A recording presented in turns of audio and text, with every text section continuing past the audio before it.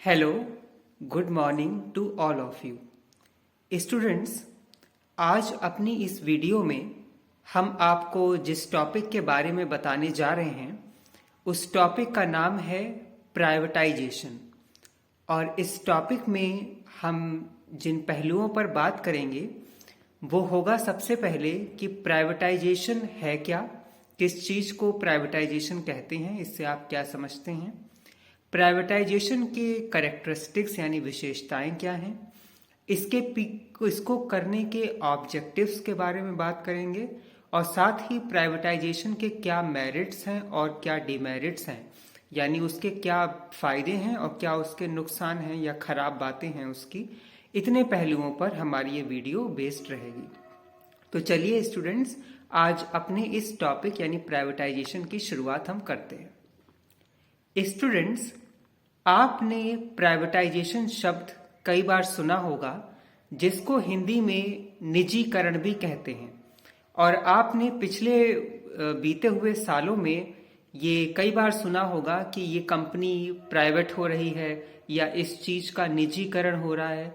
तो आखिरकार ये प्राइवेटाइजेशन यानी निजीकरण होता क्या है और इसका मतलब क्या है।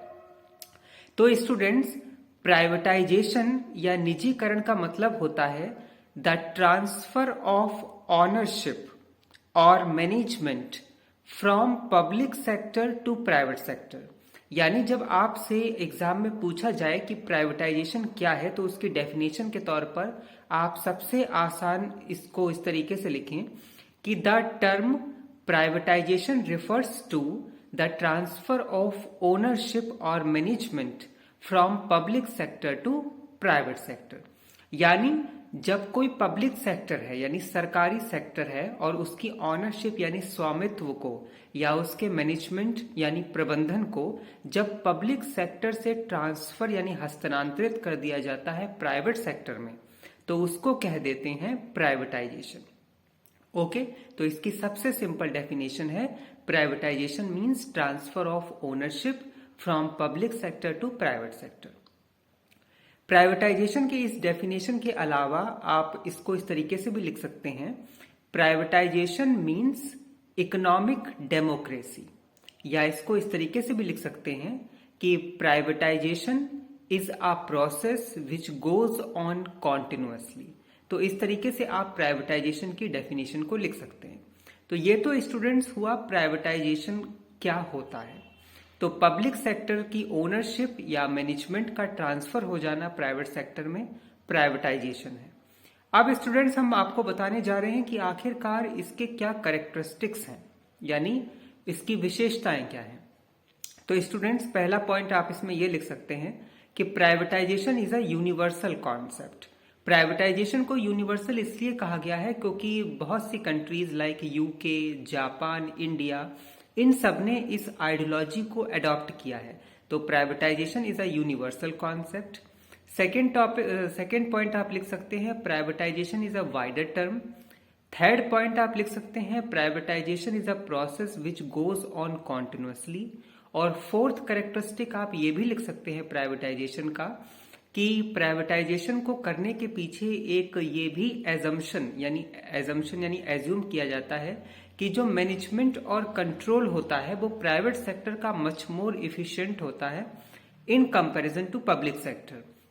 तो इसको आप इंग्लिश में इस तरीके से लिख सकते हैं कि the main reason behind privatisation is also based on the assumption that the private sector is much more efficient in the management and control of an employee in comparison to public sector।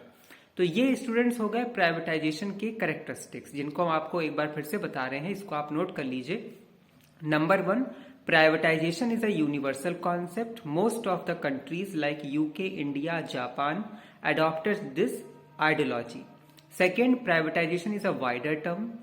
Third, privatization is a process which goes on continuously। And fourth, privatization is based on the assumption that the private sector is much more efficient in the management and control of an employee in comparison to public sector। तो अभी तक हमने आपको ये बताया कि privatisation क्या होता है और इसके कैरेक्टरिस्टिक्स यानी विशेषताएं कौन कौन सी हैं। अब स्टूडेंट्स हम आपको बता रहे हैं कि आखिरकार प्राइवेटाइजेशन को करने के पीछे क्या ऑब्जेक्टिव यानी पर्पस होते हैं, तो वो भी आप नोट कर लीजिए। Number 1, to invite foreign capital. Number 2, to create an environment for rapid industrialization. Number 3, to promote और protect industrial peace. Number 4, to create operational efficiency. Number 5, to create competitive efficiency. और number 6, to create globalization of domestic market. तो इतने तरीके के आपके objective होते हैं। यानी जब आपसे पूछा जाए कि प्राइवेटाइजेशन को करने के पीछे क्या रीजंस होते हैं या इसके क्या ऑब्जेक्टिव हैं, तो आप लिख सकते हैं कि एक ऐसा माहौल यानी इन्वायरमेंट तैयार करना जिससे रैपिड इंडस्ट्रियलाइजेशन को मदद मिले, ये आपका प्राइवेटाइजेशन का ऑब्जेक्टिव है। इसके अलावा फॉरेन कैपिटल को इनवाइट करना प्राइवेटाइजेशन का ऑब्जेक्टिव है।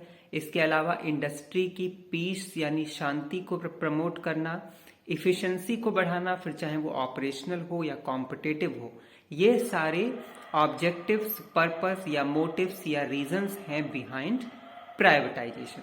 तो एग्जाम में आपसे किसी भी तरीके से पूछा जाए, चाहे रीजंस बिहाइंड प्राइवेटाइजेशन, चाहे आपसे पूछा जाए ऑब्जेक्टिव्स ऑफ प्राइवेटाइजेशन या व्हाई प्राइवेटाइजेशन हैपन, तो इन सब क्वेश्चंस के आंसर में आप इन्हीं पॉइंट को लिखिएगा और इसी को एलोबरेट यानी एक्सप्लेन कीजिएगा।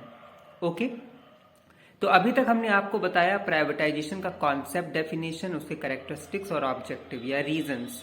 अब हम आपको बता रहे हैं कि प्राइवेटाइजेशन को करने के क्या फायदे हैं यानी मेरिट्स। ये एग्जाम में merit, significance, relevance, why privatisation happens, तो इन क्वेश्चंस के आप में आंसर्स में आप ये लिखिएगा। स्टूडेंट्स, प्राइवेटाइजेशन को करने के पीछे का सबसे बड़ा मेरिट ये होता है कि गवर्नमेंट के अननेसेसरी रिस्ट्रिक्शंस खत्म हो जाते हैं। तो ये सबसे बड़ा एडवांटेज होता है प्राइवेटाइजेशन में, जिसको आप लिखिएगा कि जो अननेसेसरी रिस्ट्रिक्शंस हैं वो हट जाते हैं। सेकेंड मेरिट ये है कि ब्यूरोक्रेसी रिड्यूस होती है यानी कम होती है, ठीक है। इसके अलावा इकोनॉमिक डेमोक्रेसी बढ़ती है। इसके अलावा इनोवेशन बढ़ता है। इनोवेशन आप जानते ही होंगे, किसी काम को नए तरीके से करना या पुराने काम में कुछ नया लाना, तो इनोवेशन बढ़ता है। इफिशिएंसी बढ़ती है और साथ ही साथ जो लेबर फोर्स है जो काम कर रही है वो मोर डिसिप्लिन्ड होती है। तो ये सारे आप लिखेंगे प्राइवेटाइजेशन के एडवांटेज में। एक बार इसको फिर से आप सुन लीजिए और नोट कर लीजिए। द एडवांटेज और merits of privatisation are: number 1, more disciplined labour force. Number 2, eliminate unnecessary restrictions. Number 3, encourage innovation. Number 4, create flexibility. Number 5, increase efficiency. Number 6, increase profit. Number 7, more productivity. Okay, तो ये सारे आप लिखेंगे जब आपसे पूछा जाए प्राइवेटाइजेशन के फायदे क्या है, ठीक है। अब स्टूडेंट, जब किसी चीज के फायदे होते हैं तो उसके नुकसान भी होते हैं। तो प्राइवेटाइजेशन की अगर आपसे डिमेरिट पूछी जाए या इसका क्रिटिसिज्म पूछा जाए तो उसमें आप क्या लिखेंगे, तो उसके लिए अब हमारे इन पॉइंट्स को अच्छे से सुनिएगा आप लोग। प्राइवेटाइजेशन का स्टूडेंट सबसे बड़ा ड्रॉबैक ये होता है कि प्रॉफिट मोटिव पर ज्यादा ध्यान दिया जाता है in comparison to social welfare. तो profit motive over social welfare is one of the most important और crucial drawback of privatization. Second drawback students आप लिख सकते हैं कि प्राइवेटाइजेशन से सोशल इनइक्वालिटी आ सकती हैं। थर्ड ड्रॉबैक यानी डिमेरिट या क्रिटिसिज्म आप लिख सकते हैं प्राइवेटाइजेशन का कि अनबैलेंस्ड डेवलपमेंट होता है या हो सकता है। फोर्थ, प्रॉब्लम ऑफ फाइनेंस भी आता है। फिफ्थ, इन्वायरमेंटल कंसर्न भी हो सकते हैं। तो ये सारे थे ड्रॉबैक प्राइवेटाइजेशन के, यानी profit motive over social welfare, problem of finance, social inequality, unbalanced development, environmental concern. These all are the demerits of privatisation.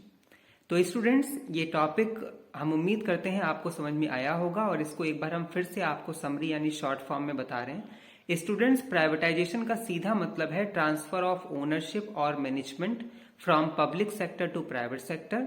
इसको इकोनॉमिक डेमोक्रेसी भी बोलेंगे। प्राइवेटाइजेशन यूनिवर्सल कॉन्सेप्ट है, वाइडर कॉन्सेप्ट है, कॉन्टिन्यूअस चलता है और इस एजम्पशन पर बेस्ड होता है कि प्राइवेट सेक्टर इफिशिएंट है मैनेजमेंट और कंट्रोल करने में in comparison to public sector. Privatisation को करने के पीछे के रीजंस या ऑब्जेक्टिव है फॉरेन कैपिटल को इनवाइट करना, रैपिड इंडस्ट्रियलाइजेशन का एक इन्वायरमेंट यानी एटमॉस्फेयर यानी माहौल तैयार करना, इंडस्ट्रियल पीस को प्रमोट करना, ऑपरेशनल इफिशिएंसी बढ़ाना, कॉम्पिटिटिव इफिशिएंसी बढ़ाना, ये सारे ऑब्जेक्टिव हैं। इसकी अच्छी बातें या मेरिट्स हैं कि प्रोडक्टिविटी बढ़ती है, मोर डिसिप्लिन्ड लेबर फोर्स होता है, इनोवेशन को बढ़ावा मिलता है, प्रोडक्टिविटी बढ़ती है तो प्रॉफिट भी बढ़ता है, ये सारे इसके एडवांटेज हैं। और इसके ड्रॉबैक ये होते हैं कि प्रॉफिट मोटिव पर ज़्यादा ध्यान दिया जाता है in comparison to social welfare, social inequalities भी हो सकती हैं यानी असमानताएं, इन्वायरमेंटल कंसर्न हो सकते हैं या होते हैं, इसके अलावा unbalanced development, problem of finance और साथ ही कोई गारंटी नहीं है सक्सेस की। यानी प्राइवेटाइजेशन के ड्रॉबैक में आप ये भी लिख सकते हैं कि not at all a guarantee of success. तो हम उम्मीद करते हैं कि आपको ये टॉपिक प्राइवेटाइजेशन या निजीकरण समझ में आया होगा। हमको ऐसे ही जुड़े रहिए। Till then stay tuned with us. Have a nice day. Thank you so much. Good luck for all your future work. Have a nice day. Thank you so much. Bye bye.